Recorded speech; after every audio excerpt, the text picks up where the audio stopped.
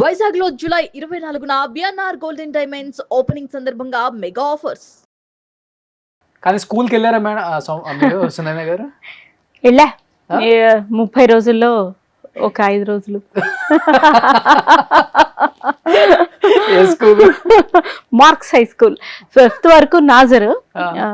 మరి ICSC syllabus అంటే కొంచెం రెగ్యులర్ గా వెళ్ళాలి కదా. ఓకే. సరే నేను ఉద్ధరిస్తారని చెప్పి స్టేట్ లో వేశారు. ఎందుకన్నా మార్చారు, మ్యాథ్స్ చాలా టఫ్ అయిపోయింది నాకు అప్పుడు. సో ఏదో కష్టపడ్డాం. 10th అనుకోకుండా మంచి మార్క్స్ వచ్చాయి. ఓకే. అంటే 10th ఒక ఇయర్ ఆపారు. అప్పుడు 10th అనేది ఒక మైల్ స్టోన్ కదా, ఇప్పటికే అంతే.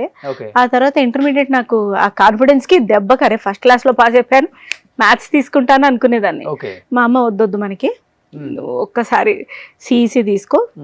ఆవిడకి ఒక స్టాండర్డ్ ఉండేది, సిఈసి తీసుకో, బీకామ్ చేయి, ఎంకామ్ చేయి, లెక్చరర్ గా యాక్టింగ్ కూడా చేయి. రెండెట్లా చేస్తాను, చదువు పిల్లలకి చెప్పాలి. ఏం మాట్లాడుతున్నావు మనం, చేయి లేకపోతే బ్యాంక్ ఎగ్జామ్స్ రాయి. అరే నీకు ఏది నిద్రలో కళ్ళకి వస్తే నెక్స్ట్ డే మార్నింగ్ అది రావాలంటే ఎలాగా? సో అలాగే చేసింది. కాకపోతే ఎంకామ్ బదులు ఎంబీఏ చేశా, ఓకే. అంతే తేడా. సో ఎంబీఏ తర్వాత ఇంకా జాబ్ ఏం చేయలేదు ఇంకా? చేసా ఒక 6 to 8 months హ్యూమన్ రిసోర్స్. చేయలేకపోయానండి. రోజు ఏడుపు వచ్చేది నాకు ఆఫీస్కి వెళ్ళాలంటే. ఏదో కడుపు నొప్పి ఉంది, అట్లా రాలేదు, జ్వరం వచ్చింది. ఆ మంత్ ఎండ్ అయ్యే పాటికి పేరోల్స్ చేయాలంటే అసలు ఎందుకు వచ్చానరా నేను ఈ ప్రపంచంలోకి. అందులో ఆల్రెడీ మనకు ఒక ఇన్కమ్ అలవాటే ఉంటుంది. ఇప్పుడు స్టార్టింగ్ ఎంబీఏ పాస్ అయినా కూడా బ్యూటిఫుల్ కాలేజ్, టాప్ కాలేజెస్ తప్పితే 1.2, 1.4 ప్యాకేజ్. ఏది నేను 2007 సంగతి మాట్లాడుతున్నాను. అప్పుడు సొంతంగా ఉద్యోగం తెచ్చుకున్నా మనం ట్యాగ్ వేసుకుందాం అని ఉంటుంది, కానీ నెలలో ఆ సరదా తీరిపోతుంది. తర్వాత ఏపో 4 సీరియల్స్ కి డబ్బింగ్ చెప్పుకుంటే వచ్చే అబౌట్ ఇది ఎక్కడి నుంచి వచ్చింది రా గొడవ అని అనిపించేది. సో అదే మా హస్బెండ్ కి చెప్తే, నువ్వు యాక్టింగ్ తప్పితే ఎక్కడ ఇమడలేవు, నువ్వు అదే యాక్టింగో యాంకరింగో డబ్బింగో నా సలహా విని మానేసేయి ఫస్ట్, తర్వాత చూసుకుందాం. కానీ ఇలా చెప్పే హస్బెండ్ ఎవరు ఉంటారు అసలుకి? అసలు ఆ ఫీల్డ్ వైపు వెళ్ళొద్దంటారు చాలా మంది. లేదు. కానీ పెళ్లి తర్వాత చాలా మంది అమ్మాయిల జీవితాలు మారిపోతాయండి. కానీ పెళ్లి తర్వాత మీ జీవితం ఎలా మారిపోయింది అసలుకి? అంటే ఇండస్ట్రీ వైపు కానీ హస్బెండ్, మీరు అన్నారు ఒక మాట ఇక్కడ, అందుకే అడిగాను నేను.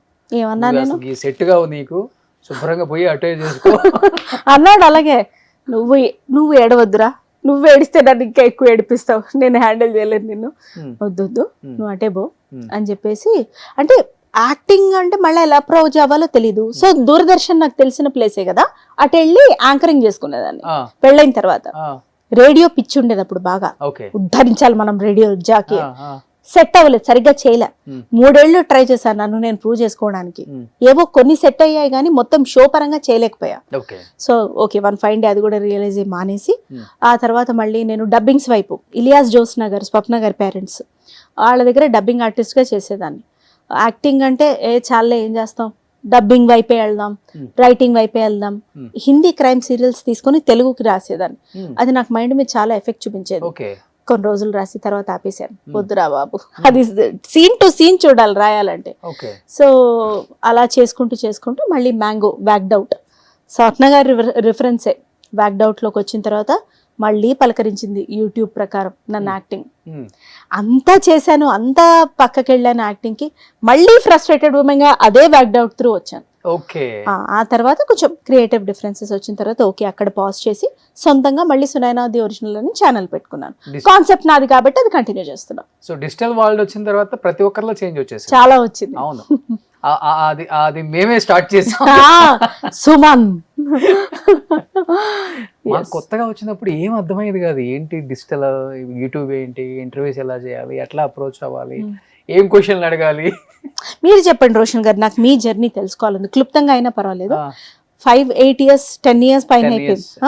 సో ఈ 10 years లో ఈ రోజు రోషన్ అంటే తెలియని వారు ఉండరు, మీరు అడిగితే మిమ్మల్ని కలవకుండా ఉండని వారు ఉండరు. ద కాంటాక్ట్స్, ది ఎదుగుదల, మరి హౌ ఆర్ యూ ఫీలింగ్, ఎలా అనిపిస్తుంది మీకు? నేను చాలా స్పెషల్గా ఉంటుంది. మీకు అమ్మోరు ఎట్లా లైఫ్లో ఎవరికైనా ఒకటే ఉంటుంది కదా, ఇంకా టర్నింగ్ పాయింట్ అనేది. ఇంకా సుమన్ టీవీ అన్నా, ఈ ప్లాట్ఫామ్ అన్నా, ఈ లైఫ్ ఇంకా అందరికీ రాదనిపిస్తుంది నాకైతే. అంటే అంతే కదా, దేవుడు నీకే ఒక ప్లేస్ ఇచ్చేసాడు, ఆ ప్లేస్ నీకే పరిమితం, హ్యాపీగా ఏలుకోరా బాబు అని ఇచ్చేసాడు కదా. చాలా నేను థ్యాంక్ఫుల్ టు గాడ్ అండి అసలుకి. అండ్ ఫస్ట్ ఆఫ్ ఆల్ ఇంతమంది గెస్టులకి ఒక 7,000 8,000 చేసి ఉంటారు. ఆ, నాకే తెలియదు అసలు ఎంతమంది ఎవరిని చేశానో గుర్తుందా అంటే నేను ఇప్పుడు చేయని వాళ్ళు ఎవరైనా లిస్ట్ చేసుకుంటున్నాను, చేసిన వాళ్ళు లిస్ట్ కాదు. 7,000 మందిని మీరు రిపీట్ లేకుండా చేశారా? చేశాను. అసలు Guinness book of world record ఉంటే దీనికి మీరే కదండి ఎక్కి కూర్చోవాలి. లింక్ వాళ్ళు కూడా అడిగారు మరి ఇంకే ఇచ్చేయండి. ఎందుకు. నేను అదే అంటున్నాను కదండి, రికార్డులు, అవార్డులు, రివార్డులు. నేను చాలా మంది అవార్డ్స్ ఇవ్వడానికి కాల్ చేస్తుంటారు. సార్ అవార్డులు తీసుకుందామా అంటే మనం ప్రెజెంట్ లో లేము సార్, మేము ఫాస్ట్. ఇంకా అవును. నాకు ఫ్యూచర్ ఇంపార్టెంట్, ఇంకేం చేయాలనే దాని గురించి ఆలోచిస్తాను. అవార్డులు తీసుకుంటే నేను రిటైర్డ్ అయిపోయానా ఏంటి ఇప్పుడు, నాకు ఆ ఫీలింగ్ వద్దు సార్ అని చెప్తాను. అంటే ఒక విధంగా అది కూడా ఒకలాంటి ప్రైడ్ ఇస్తాయి. రికగ్నిషన్ ఓకే, ఇప్పుడు అది ఓకే, కానీ తీసుకుంటే డెఫినెట్ గా ఆ ఫీల్ అయితే నాకు వస్తుంది, అందుకే నేను తీసుకోను. పోన్లేండి, మీ ఒపీనియన్ నిక్కచ్చిగా చెప్పారు దాన్ని. అంతే. అండ్ నిజంగా నిజంగా అందరు గెస్ట్లకి థ్యాంక్స్, అంతే సభాముఖంగా చెప్తున్నాను, మీ అందరికి థ్యాంక్స్. ఏ రోజు కూడా ఇప్పుడు ఎవరైనా మెసేజ్ పెట్టి ఇంటర్వ్యూ చేద్దామంటే ఆర్ యూ షూర్ అని అడిగే గెస్ట్లు ఉన్నారు పాపం. వాళ్ళు పెద్ద పెద్ద లెజెండ్స్. మళ్ళీ వాళ్ళు నిజంగా వాళ్ళందరికీ థ్యాంక్స్. శిరస్సు వంచి పాదాభివందనం చేసుకోవచ్చు వెరీ నైస్ అండి. Because without guests we are nothing. ఎందుకంటే వాళ్ళ ఎక్స్పీరియన్స్లు చాలా ఇంపార్టెంట్ ఆడియన్స్కి. సినిమాలో ఆ 2.5 hours చూపించేదానికే ఇంత ప్రపంచాన్ని మనం చూస్తున్నామా, ఇంత స్టోరీ డైరెక్టర్ 2.5 hours చెప్తున్నాడు అనుకుంటాం, కానీ వాళ్ళ 30 years 40 years జర్నీని ఒక 1 hour 2 hours ఇంటర్వ్యూలో చెప్పటం అనేది కుదించి ఎంత బ్యాలెన్స్ చేసి చెప్తారు చూడండి గెస్ట్లు. అవును, ఆ బ్యాలెన్స్ కూడా అండి. అంటే పెద్దవాళ్ళని నేను అంచనా వేస్తున్నాను కాదు, కానీ అగైన్ మళ్ళీ నేను అదే చెప్తున్నా, ఆ ఎక్స్పీరియన్సెస్ గొప్పవి. అవును, మంచిదో చెడ్డదో ఒక ఎక్స్పీరియన్స్ ఉండాలి లైఫ్ లో. నేను 50s యాక్టర్స్ చేశాను, 60s చేశా, 70s చేశా, 80s చేశా, 90s చేశా, 2000 వాళ్ళని చేశా, 10 వాళ్ళని చేశా, 70 సంవత్సరాలు ఇండస్ట్రీ. అదే చెప్తున్నా కదా, మొన్న వచ్చిన వాళ్ళందరినీ చైల్డ్ ఆర్టిస్ట్లని, వైల్డ్ ఆర్టిస్ట్లని అందరినీ చేశాను. సునైనా గారిని చేయాలి, అందుకే పిలిచాం. అగో నేను చైల్డ్ కింద వస్తాను, వైల్డ్ కింద వస్తాను. అవును, ఎప్పటి నుంచో అడుగుతున్నాం. నాకు భయం అండి, నేను కూపిల్ లాగుతారు అని. ఇప్పుడు ఎంత ఒక 30 minutes నడిచిందా, ఏమన్నా భయం అనిపించిందా అండి? లేదు, ఇక మీదట ఇప్పుడు భయపెడతారు ఖచ్చితంగా.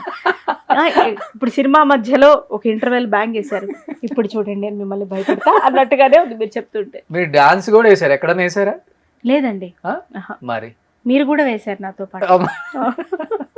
అంటే అమ్మవారు ఇద్దరితో వేయించింది అంతే. ఒకసారి గుర్తు చేసుకోండి నన్ను కూడా. అంతే. ఇన్ని ఇయర్స్ అయింది సినిమా అయిపోయి కూడా.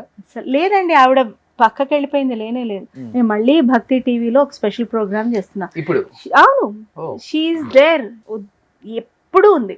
ఓకే. ఆవిడ శివుడు ఎప్పుడు ఉన్నారు, అంతే ఉంటారు కూడా. నమ్ముతారు ఎక్కువ దేవుణ్ణి? నమ్ముతాను, తిట్టుకుంటాను కూడా అప్పుడప్పుడు ఇరిటేషన్ వస్తే. అవునా? అయ్యో, అందుకే కొంచెం పెద్ద విగ్రహాలు అవి తెచ్చి పెట్టుకున్నాను, మొహం చూస్తూ తిట్టుకోవడానికి వీలుగా ఉంటుంది.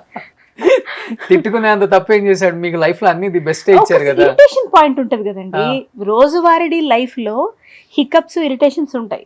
మరి ముఖ్యంగా పిల్లలు ఉన్నప్పుడు, సంసార జీవితంలో ఉన్నప్పుడు ఒడిదుడుకులు ఉంటాయి, ఒక చిన్న ఇరిటేషన్ పాయింట్ ఉంటుంది. అప్పుడు వెళ్ళిపోయి నేను ఆవేశంగా తిట్టేస్తూ ఉంటాను. ఓకే.